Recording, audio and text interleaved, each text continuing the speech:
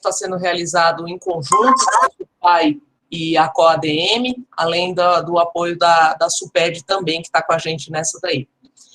Então, só para formalizar como é que vai ocorrer, quem já acompanhou os outros, a dinâmica é a mesma, tá? A gente vai sempre tá seguindo com a mesma dinâmica dos outros meetups. Então, a gente vai ter a primeira palestra que vai ser da Statidados, que o Thiago Marques vai fazer para a gente, a segunda palestra vai ser da Inferir com o Diogo. Então, a gente tem a primeira palestra, de aproximadamente 40 minutos, por aí. Na sequência, a gente faz um intervalo de 15 minutos, vamos para a segunda palestra, e aí, no tempo final, a gente deixa uns 15, 20 minutos para as perguntas que devem ser enviadas para o e-mail que foi colocado aí no chat, e também estava na apresentação, que é o meu, tá?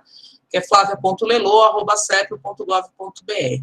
Aí, no final, a gente vai juntar essas perguntas e vai selecionar e fazer para os participantes as que forem possíveis de serem feitas. Se a gente tiver pergunta demais, aí a gente manda para o e-mail e depois a gente passa a resposta para todo mundo, tá bom?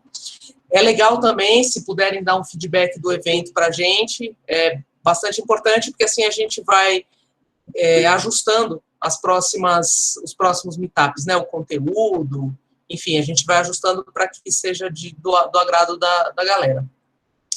Importante para o pessoal do CEPRO, a gente precisa fazer o check-in, aí pode ser no IO CEPRO, ou no site do check-in.cepro.gov.br. O PIN do evento é o 280201, e aí esse check-in é importante para contar como atividade educacional, tá? Então, para a gente não furar o horário, já passamos 2 minutinhos aí, a gente vai começar, então, com a palestra do Thiago. O Thiago, ele é estatístico, formado pela Federal do IBGE, é um super entusiasta na disseminação da estatística, tem larga experiência no mercado e é criador do maior canal de estatística e ciência de dados da América Latina, que é o Statidados. Atualmente, ele é consultor em análise estatística no IBGE, professor da sua comunidade de estatística e também professor nos MBA de Ciência de Dados da Unifor e da USP. Então, vamos lá, Thiago. Data Science, estatística na veia. Pode assumir o controle aí. Opa, bom dia, tudo bom, Flávio? Bom dia a todos, né? Queria registrar aqui meu agradecimento, né, de estar com vocês, né? Você que é aluno da comunidade de estatística, e o Diogo também, né, que teve a passagem lá na ENSE, né, Escola Nacional de Ciências Estatísticas, qual eu também sou formado em estatística lá, né? Eu queria saber se o microfone aqui tá ok, o som tá legal? Tá ok, beleza. Eu queria dizer aqui já que vão ter alguns efeitos especiais aí na palestra, né, porque a bênção aqui dos vizinhos estão fazendo obra aqui, e aí eventualmente vai ter um barulho de furadeira aí, tá? Alguns efeitos especiais aí pra gente. Mas vai dar tudo certo. Mas vamos torcer aqui para que dê tudo certo, né? Então eu vou compartilhar aqui a tela com vocês. Deixa eu ver aqui. E aí, quando vocês estiverem vendo, vocês me avisam, por gentileza.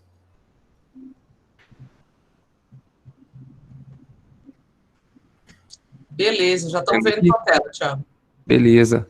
Então, queria também registrar agradecimento aqui, que é um grande prazer, né? Uma grande honra de estar fazendo aqui palestra numa das maiores empresas públicas de tecnologia do mundo, né? Que é a SEPRO.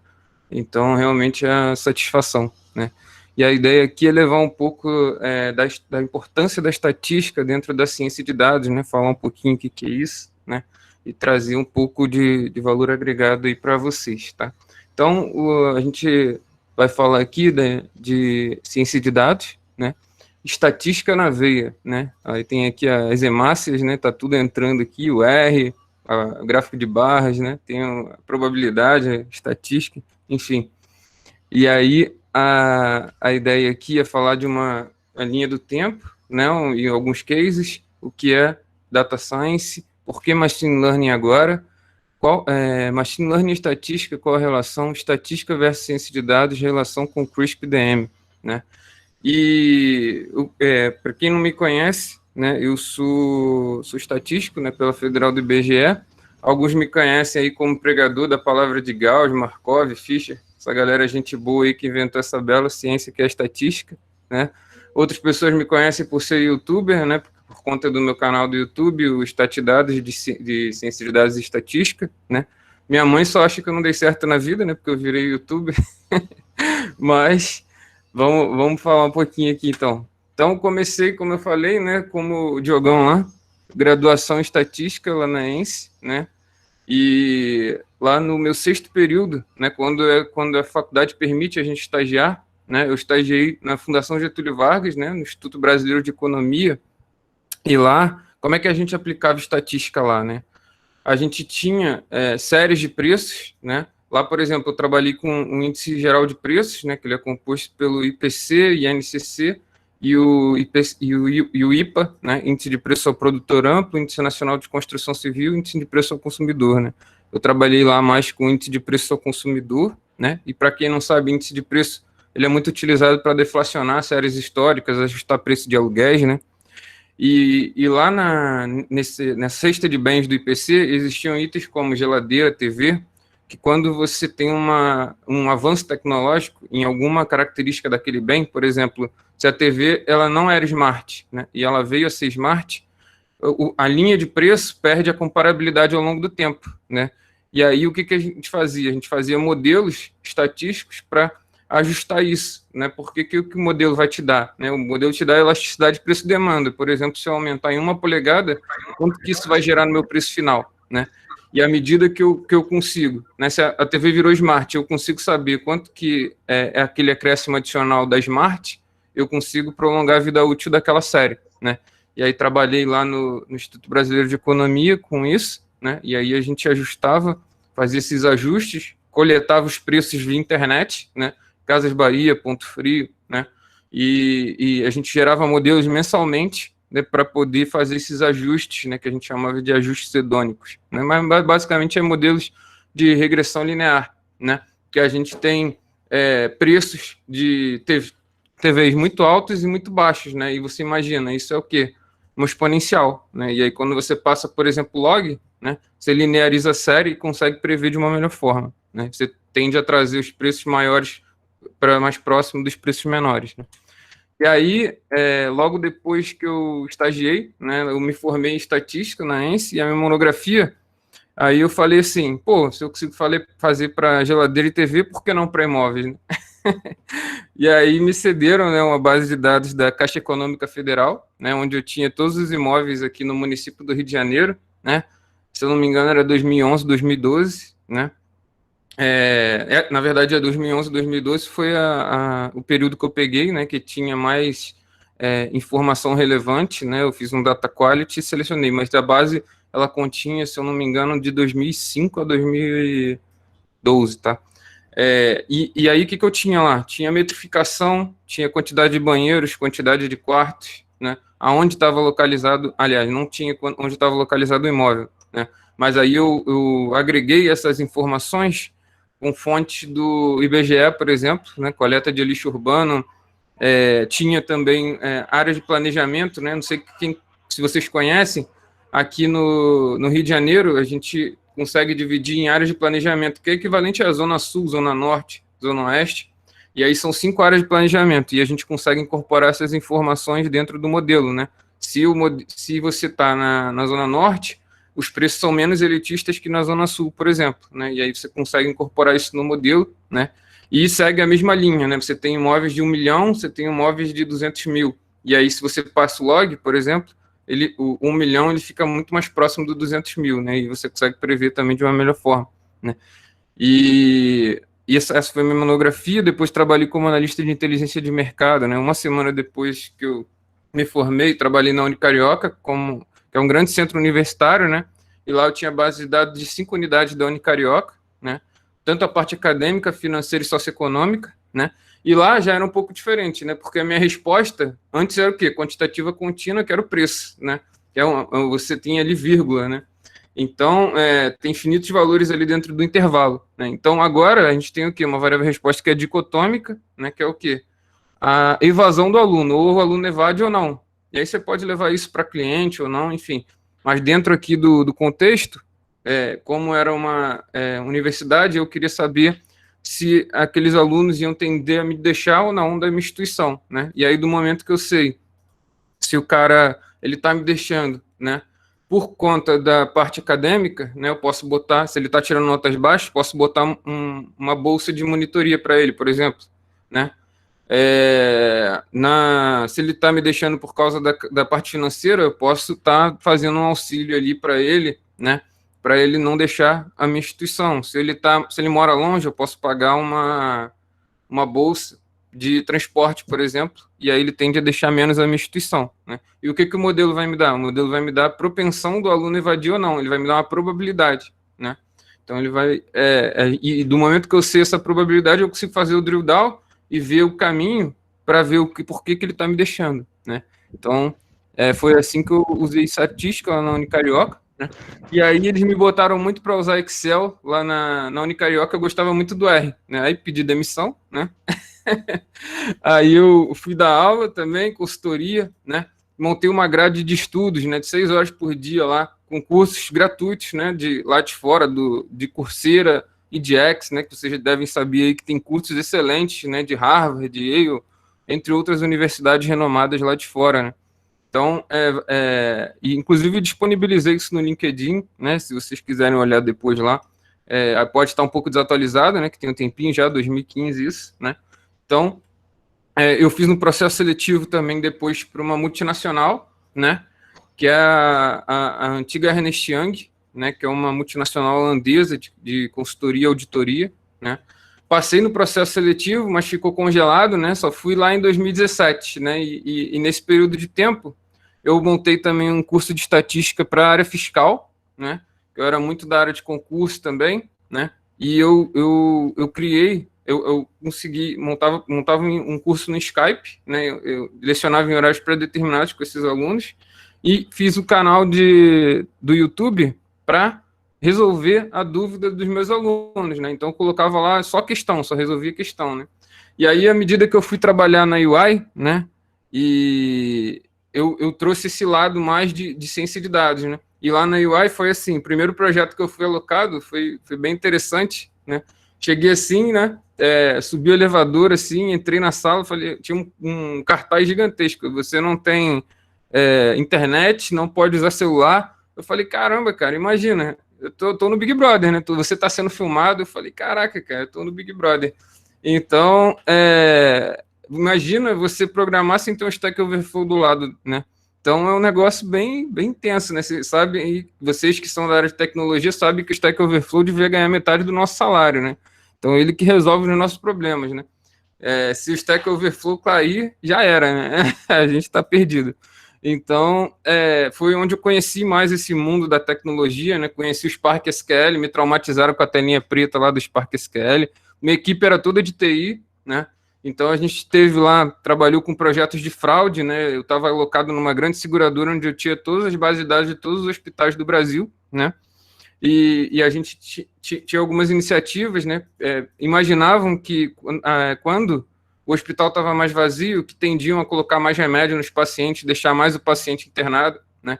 E aí a gente fazia alguns modelos para prevenção de fraude, para precificação de doenças, DRG, né? Empacotamento de doenças em termos de dinheiro, né, para saber quanto que aquilo vai custar. Enfim, tiveram várias iniciativas, né, e depois eu fiz o processo seletivo do IBGE, né, e aí eu passei para analista censitário, e aí eu deixei a UI, né, fui trabalhar no IBGE, né, como lá na gerência técnica de ciência demográfica, e fiz algumas pesquisas lá qualitativas em relação aos quilombolas, né, os indígenas, e fiz alguns aplicativos também, CS Pro, né, para fazer essa coleta do questionário, né, para ver, fiz em Shine também no R, enfim.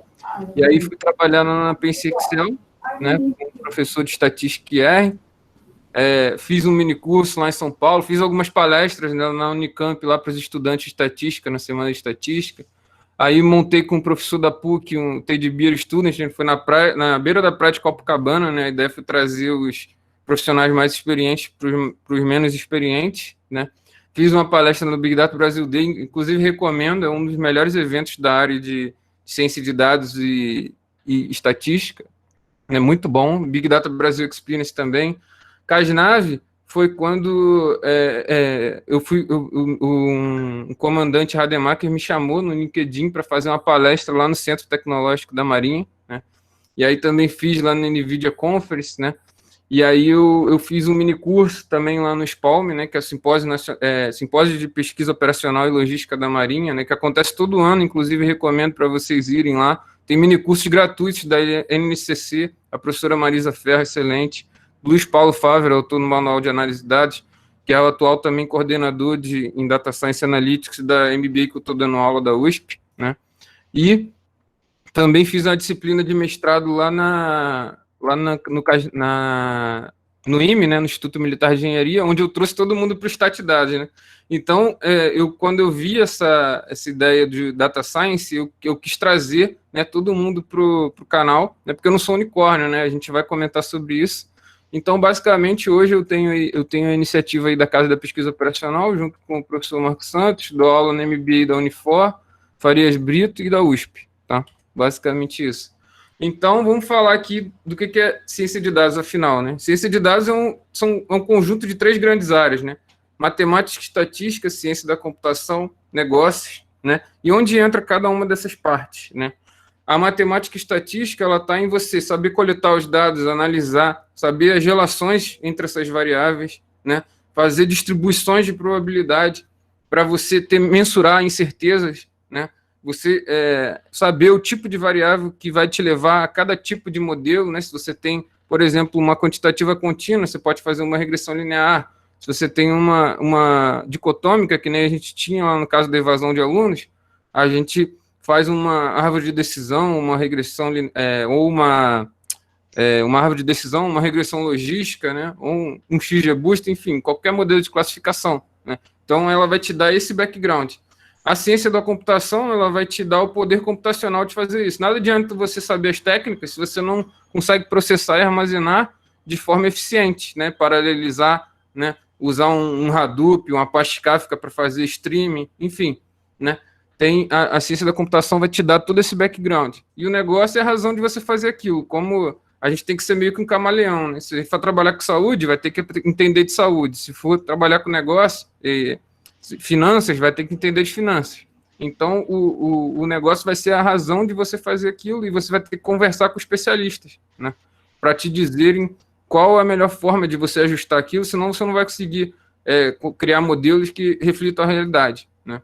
E aí você pensa, pô, você tem que ser unicórnio, né? Saber isso tudo, são 3 grandes áreas, né? O próprio ASA, né, American Statistical Association, se manifestou dizendo que estatística, a ciência de dados é muito mais do que estatística, né? Mas que estatística e TI tem que andar juntos para que esse campo se desenvolva, né?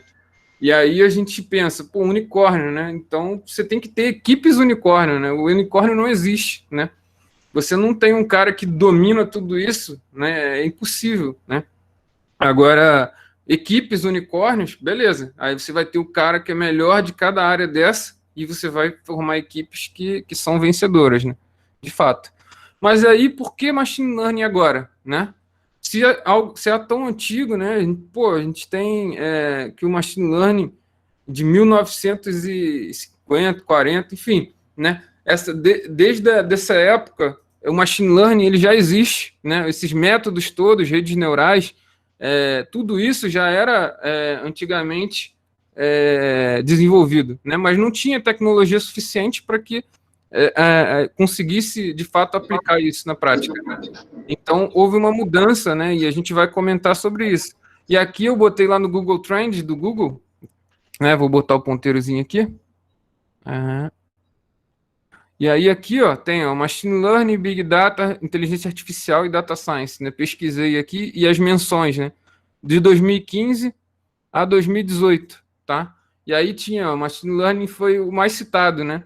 Eu ouvi aqui, no início, ó, a Big Data começou, né? Aí teve um ponto de inflexão aqui com o Machine Learning e Machine Learning disparou, né? E aí eu fui tentar explicar um pouco isso, mas antes eu comparei aqui, ó, com uma janela maior, né? Lá a gente tinha de 2015 a 2018, mais ou menos, nesse período aqui, né? Aí eu estendi de 2005 a 2020. A gente vê que não tem tanta diferença assim, né? Aqui houve sempre essa inflexão aqui, né? Do Big Data, a briga ali com o Machine Learning, né? Isso aqui é no mundo. E aí no Brasil, será que acontece a mesma coisa? Aí no Brasil também é bem similar, tá? Esses acontecimentos. Beleza, então, mas por que acontece esse negócio de machine learning agora, né? Antes a gente tinha o quê? Pequenas massas de dados, né? Excel, bases em XLS, né? Em Access, enfim, dados mais tabulares também, né? A gente vai comentar. Mas hoje a gente tem o quê? Grandes massas de dados, né? Segundo o curso do Coursera, né? O Introduction to Big Data Analytics, né? Esse já é um curso que é um pouco mais antigo, né? 2,5 quintilhões de bytes são produzidos diariamente, né? E não só isso, como também, antes a gente tinha o quê? Dados tabulares, né? Dados bonitinhos, bem estruturados, né? Agora não, a gente tem dados não estruturados. 80% dos dados que a gente produz hoje são fotos, vídeos, imagens, áudios, texto, né? Enfim, você consegue analisar isso tudo hoje com o avanço da tecnologia, né? E se você parar para pensar os vídeos no YouTube, as redes sociais, né? Quanto que isso produz de dados, né? E antes o armazenamento era muito caro, né? E o processamento era muito lento, né? Já hoje a gente tem um barateamento do armazenamento, é só pensar no seu pendrive, né? Eu lembro que eu assisti um mini curso de IA lá no Spalm da Marisa Ferro, e ela falou na época que ela trabalhou com supercomputação, né? E quando ela fez o mini curso, ela falou que o celular dela tinha mais poder computacional do que a máquina que ela trabalhava com supercomputação na época do doutorado dela. Então, tecnologia é absurdo, né? Exponencial. E 1 GB de armazenamento custa 50 centavos de dólar. Isso é um pouco antigo também, né? Mas ter cluster com processamento paralelo, né? Hoje a gente consegue paralelizar. A gente não sobe mais verticalmente, né? A gente faz horizontalmente, vai colocando mais máquinas em vez de aumentar o poder do processador, né? Então, hoje, antes a gente tinha o quê? Só mais uma área de atuação, né? Então houve uma mudança aí de mindset grande, né? Hoje a gente tem investimentos bilionários de grandes empresas, como IBM, Microsoft, Amazon, Facebook, Nvidia, né? Então hoje existem startups que surgem só para fazer isso, né? Então mudou tudo isso, né? Então por isso que se fala muito em machine learning. E aí, beleza, mas onde que está a estatística nessa história, né? E aí o machine learning, um dos ciclos que são mais utilizados para fazer modelagem de machine learning, foi pesquisado aqui no KD Nuggets, né, que é um site de referência na área. CRISP-DM, né, tá em primeiro, minha própria, SEMA, enfim, KDD Process, né, mas a mais utilizada é o CRISP-DM, né? E aí eu quero fazer um paralelo aqui com o CRISP-DM e análise estatística, né? Então, basicamente, o CRISP-DM tem aqui, entendimento do negócio, data understanding, e aí você pode pensar, na estatística, você tem o quê? Uma população, né? Não necessariamente de pessoas, tá? Pode ser população sanguínea, né? E, por exemplo, por que eu tiro uma amostra? Porque se eu quero saber se você está doente, se eu tirar a população do seu sangue, você morre, né? Então, às vezes, tem inerente a própria regra do negócio, né, de você tirar uma amostra, ou também o custo, né? É muito caro você fazer análise com a população toda. Então, você tem que estudar técnicas de amostragem para que você faça isso, né? Então, você tem que entender disso, tem que entender dos seus dados, né? Tirar uma amostra, fazer uma análise descritiva, ou seja, à medida que, por exemplo, preço de imóveis, será que se eu aumentar o número de banheiros, o número de quartos, aumenta o preço do imóvel ou diminui? Será que se eu tiver em uma determinada região, o preço diminui ou aumenta? Então, eu tenho que analisar as variáveis em relação à variável o fenômeno que eu estou querendo estudar, né? E aí tem toda uma preparação dos dados, né? Que hoje em dia a gente chama de feature engineer. Na minha época era transformação de variável, né? Hoje em dia ficou mais chique, né? Então, você transforma o dado, né? Como eu falei, precificação, né? Se você tentar prever o preço de um imóvel, como tem imóveis que são muito mais caros do que outros, vai ser muito mais difícil se você não fizer um logaritmo, por exemplo, para linearizar a série. Isso é transformação de dado, né? Você criar indicadores que façam sentido para a sua modelagem, né? Que vão te dar um poder de explicação maior do fenômeno que você está interessado. E do momento que você já sabe qual tipo de variável que você vai trabalhar, você sabe qual modelo que você vai utilizar. Eu falei, quantitativa contínua, você pode ter uma precificação, que a precificação te remete à regressão linear. dicotômica, vai ter uma regressão logística. Se você tiver tempo, por exemplo, tempo de vida útil de uma lâmpada, aí já é uma exponencial. Número de pessoas chegando numa fila, aí já é uma Poisson.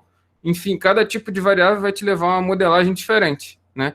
Então, do momento que você tem esse background da estatística e você tirou uma amostra para fazer a inferência, que é o quê? Você extrapolar da tua amostra para chegar na população, né?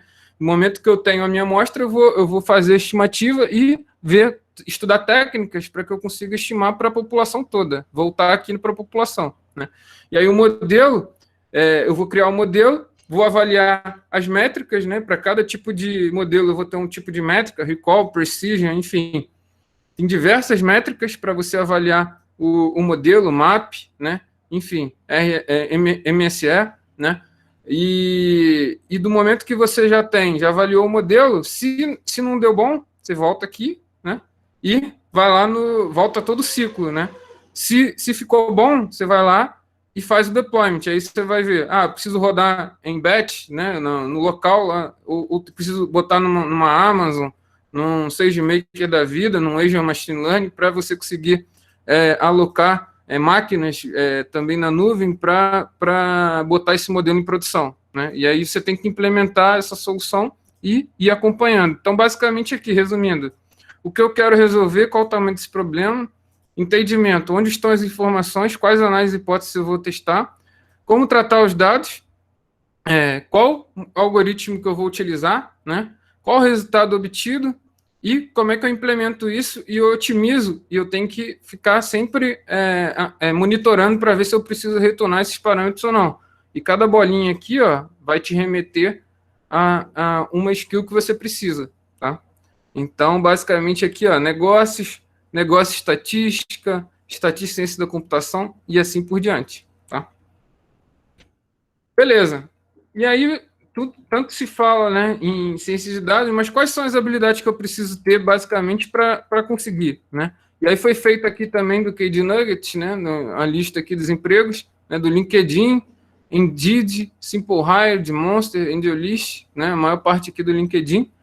E aí eles viram aqui, ó, análise, machine learning, estatística, ou seja, isso aqui tudo aqui, estatística na veia, né? Ó, computação, comunicação, matemática. E aí você vê que a importância aqui da estatística, né? Então, é muito importante a estatística dentro da ciência de dados, né? Se você parar para analisar aqui, isso aqui demonstra, né, com dados, que a estatística ela é muito importante nesse processo, né? E quem fala para você do contrário, não acredite, né? Porque realmente, né? E aí a gente pode fazer outra pesquisa aqui no Google Trends, né, acerca da estatística e da ciência de dados, né? E aí, olha só, a estatística se manteve ou decresceu aqui ao longo do tempo, né? E aí fica um descompasso, né? Se eu estou falando para vocês que é tão importante, por que há essa diferença aqui tão grande, né? Essa curva aqui devia estar o quê? Encostando nessa aqui, né? E a ciência de dados cresceu exponencialmente aqui, né? Então, isso aqui me deixa bastante triste, né? Então, eu queria que vocês me ajudassem aí, fizessem uma reza comigo aqui, por favor. Não fica acanhado, não. Se você for ateu aí, acredita em Gauss, não precisa acreditar em Deus, não. Então, vamos lá. Gauss nosso que estás no céu, pode colar que Gauss perdoa. Gauss nosso que estás no céu, junto ao Fischer, perdoar e achar causalidade em todas as nossas correlações, não nos deixar cair na tentação da ponderação arbitrária, e os box plots nossos de cada dia, nos dai hoje, e que identifique os outliers para que possamos eliminá-los. Amém. Né? Então, vamos ver se deu certo aqui a nossa reza. Aí eu fiz aqui uma outra pesquisa aqui no Google Trends, e ele mostrou aqui, ó, estatística versus ciência de dados, né? A estatística subiu aqui e passou, né, a ciência de dados. Olha só a nota aqui. Os números representam o interesse de pesquisa relativo no ponto mais alto gráfico, né, de uma determinada região em dado período, e o valor 100 representa o pico da popularidade de um termo, né? E um valor 50 significa que teve metade da popularidade, 0 não teve dado suficiente. Então, a gente viu aqui que a estatística passou, a nossa reza deu certo, né? Então, a gente já falou sério, agora vamos rir um pouquinho, né? Então, ó, isso não vai afetar o meu bebê. Aí minha mãe tá fumando e bebendo, né? Aí depois, 12 anos, o que tá lá a criança fazendo o quê? Competindo nas competições de machine learning e fazendo o quê? Assistindo as aulas lá no Statdados, né? E aí, aqui, a garotinha foi modelar sem saber estatística, olha só o que ela fez, botou fogo na casa. E aí, você vai querer continuar botando fogo na casa ou quer aprender como é que faz de verdade, né? E aí, não me chame de outlier, pois eu não sou um erro na sua vida. Pode me chamar de ponto influente. Tem diferença, né, pessoal? O outlier, ele é um erro, né? Fruto de uma mensuração. Você botou um zero a mais ali, era 100, virou 1000, aquilo vai deturpar totalmente a tua análise, né? Isso você pode tirar. Agora, um ponto influente, não. Por exemplo, todo ano vai ter Natal, vai ter Dia dos Pais, Dia das Mães, e o varejo vende mais, por exemplo. Vai ser diferente dos demais? Vai ser. Mas você vai poder tirar aquilo da tua análise? Não, porque senão você vai viesar tudo, né? Então, toma cuidado com isso, né? Tem diferença entre outlier e ponto influente. E aí aqui queria convidar vocês, né, para se inscrever lá no Statdados. A gente tem Machine Learning, Web Scrap, Blockchain, Estatística, Big Data, Chatbots, Scala, Hadoop, Python, IoT, R, Julia. Tudo que você imaginar de ciência de dados e estatística tem no Statdados, né? Hoje a gente tem mais de 500 vídeos para você assistir, entre lives e vídeos também desses temas, né? Hoje a gente tem quase 20 mil inscritos. Se vocês todos se inscreverem aqui que estão assistindo, provavelmente a gente vai chegar em 20 mil. Estava lá em 19.800, mais ou menos, quando eu vi. Aqui tem mais de 100 professores colaboradores, ou 80, não lembro agora. Apoiadores financeiros, tem uns 11 apoiadores financeiros. E tem mais de 13 voluntários lá no projeto que me ajudam, né? Então, tem aqui a trilha de estatística, né, medidas de tendência central, tem lá todo esse processo, né, estatística descritiva, amostragem, inferência estatística, né, tem tudo lá no Statdados. Aqui tem tópicos mais avançados, controle estatístico de qualidade. Tem o vídeo aí do professor Diogo, né, de modelagem de crédito, né, também, muito legal. Estatística computacional, tem R, Python, Julia, entre outros softwares que são mais point-click, tem negócio, Big Data, tem a parte mais de engenheiro de dados, né, Apache Kafka, Hadoop, enfim. Dashboards, tem dashboards em R, Power BI, Tableau. E vocês podem se inscrever aqui, se vocês quiserem passar o QR Code para se inscrever lá direto. E tem muita coisa, cara. Tem muita coisa, eu não vou me estender muito aqui, senão vai demorar muito. Então, onde eu indico para vocês estudarem ciência de dados e estatística? EDX, né? Tem cursos lá de fora que eu falei, Harvard, Yale, John Hopkins, DataCamp, muito bom, sobretudo para quem quer R, né? Lá tem menos Python, mas também tem Python, tá? Coursera também é do tipo do EDX, né? Tem cursos lá de fora muito bons, tem da USP também, né? Do Veduca. Professor Myron, lá da GTI, né, também tem o canal dele de R, muito bom. A Neuron também é uma iniciativa fantástica da USP, de levar também conteúdos de qualidade em ciência de dados. Minha comunidade, eu vou falar um pouquinho. Montivero, tem o professor Luiz Paulo Fávero, o professor Rafael, o professor Marco, toda a galera da USP, né, professores da USP, são treinamentos. A gente tem também playlist lá do canal da Montivero, né, com esses professores. A professora Adriana Silva também, a Zen Rocks, a playlist que mais bomba dela de modelagem, né, então vale a pena se seguirem ela. Tem canal também no YouTube, o Montivero também. O pessoal do Minerando Dados é mais para quem quer Python, né, tem ciência de dados, eles mudam muito conteúdo, tem canal, tem blog. School of AI, na verdade, a Escola Livre São Paulo, tá, eles mudaram. E é presencial, você senta lá e assiste, né? Agora na pandemia está online, mas é excelente também, vale muito a pena. Statdados já falei. Data Science Academy tem cursos gratuitos muito bons, né? Tem também pagos, né? Vocês dão uma olhada lá, tá?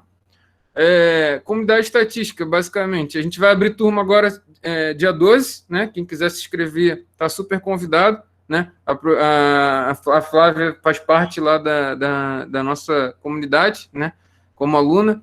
Ela está aqui, a gente tem aqui aulas práticas com R, Excel, tem um grupo exclusivo de alunos, né? A gente tem lives com profissionais que eu convido, vem da Índia, já teve da Tailândia, já teve a galera que está lá fora também do Brasil, né? Eu tento focar mais na galera aqui do Brasil, porque eu acho que a gente tem muito talento e a gente tem muito que mostrar na tecnologia, né? E a gente não sabe mostrar isso, né? Então, eu acho que isso é muito válido, tá? Então, eu queria dizer para vocês aqui que eu fiz essa apresentação aqui com capricho, tá? E capricho, segundo a definição aí do Mário Sérgio Cortella, professor da USP, filósofo, é você fazer o seu melhor na condição que você tem, enquanto não tem condições de fazer melhor ainda. Repito, é você fazer o seu melhor na condição que você tem, enquanto não tem condições de fazer melhor ainda. Então, meus agradecimentos aí, deixo meus contatos, Linktree, quem quiser adicionar, só botar aí a máquina e se inscrever aí no... Tem aí meus contatos todos, por favor. Obrigado aí mais uma vez. Valeu, Thiago. Muito legal. É bem aquela pegada que a gente tinha conversado com o Yurt, né, antes da gente fazer, que é despertar na galera aqui do CEPRO essa vontade da estatística, essa vontade de sair do fazer e entender o porquê fazer, né? Trazer mais Legal. gente para esse universo da estatística, e você é um super entusiasta, então eu acho difícil alguém não se contaminar com a tua alegria em falar de estatística. Muito obrigado. Fico lisonjeado, com certeza, é um grande prazer. Agradeço muito a tua presença aí. Já vi que o pessoal já colocou no chat aqui que já se inscreveu na comunidade, então acho que logo a gente vai ter mais, vamos ter mais ceprianos aí fazendo parte muito bom, legal demais. Obrigado, maravilha. Pessoal, agora para a gente seguir com o evento, a gente vai ter um intervalo, então, de 15 minutinhos, tá? Eu vou deixar projetado aqui, então, de novo, o QR Code, para quem não fez o check-in ainda, né? E são 10h06 agora, 10h07, a gente volta, então, às 10h25, pode ser? 10h20 a gente volta e começa com a apresentação do Diogo. Pode ser, Diogo?